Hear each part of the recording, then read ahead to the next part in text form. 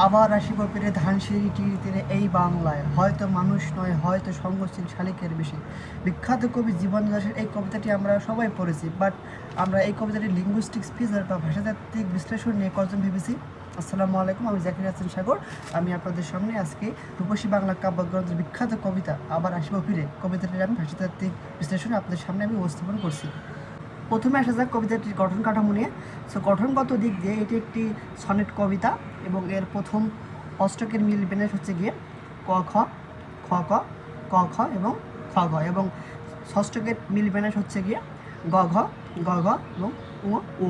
এছাড়া আমরা কিছু ক্ষেত্রে অনুপ্রাস বা এরিডেশনের লক্ষ্য করি। এটা হচ্ছে গিয়ে সঙ্গশীল শালিকের বেশি, এখানে স্বর একটি মিল রয়েছে ছন্দকে মিলানোর জন্য। এবার আসা যাক কবিতাটির সার্ভিস স্ট্রাকচার এবং ডিপ স্ট্রাকচার নিয়ে। তো সার্ফেস স্ট্রাকচারের দিক থেকে আমরা লক্ষ্য করি যে কবিতাটিতে বাহ্যিক রূপ এবং শব্দমালা যেমন শঙ্খচিল, শালিক, কাক এবং হাঁস হয়ে পৃথিবীতে আবার ফিরে আসার বর্ণনা করা হয়েছে। এবং ডিপ স্ট্রাকচার হলো যে প্রকৃতপক্ষে মৃত্যুর পর কেউ পৃথিবীতে ফিরে আসে না। কবিতাটির মূল বিষয় হলো মৃত্যুর পরও কবির অস্তিত্ব এই বাংলার প্রকৃতির সাথে চিরকাল জুড়ে থাকবে। এটি হচ্ছে কবিতাটির ডিপ স্ট্রাকচার বা মূল ভাব।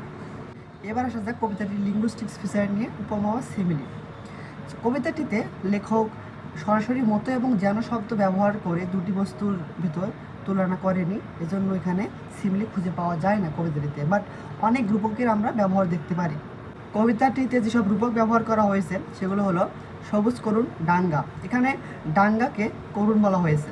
আবার কুয়াশায় বুকে ভেসে, এখানে কুয়াশাকে একটি নদী বা তরল পদার্থের সাথে তুলনা করা হয়েছে।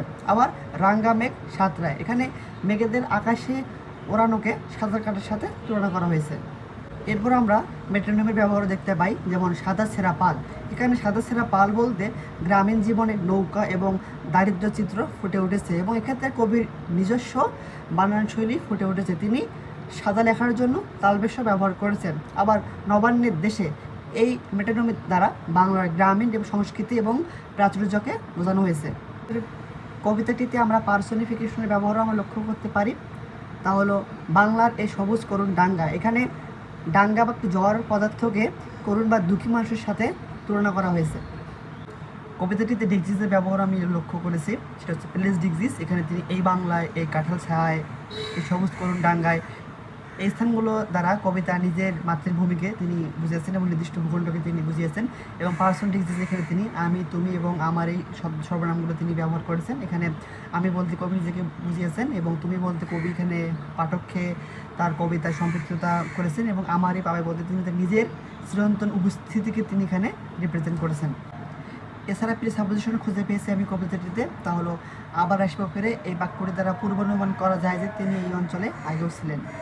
এবং সর্বশেষ পাঠক হিসেবে আমার উপলব্ধি হলো বিখ্যাত কবি জীবন দাশের এই কবিতাটির মাধ্যমে তিনি আসলে বোঝাতে চেয়েছেন যে তিনি বাঙালি এবং তার মাতৃভূমিকে তিনি প্রচণ্ড ভালোবাসেন। এই জন্য তিনি এই মাতৃভূমির রূপে তিনি এতটাই মুগ্ধ হয়েছেন যে তিনি বারবার তিনি এই দেশে তিনি বারবার তিনি ফিরে আসতে চান।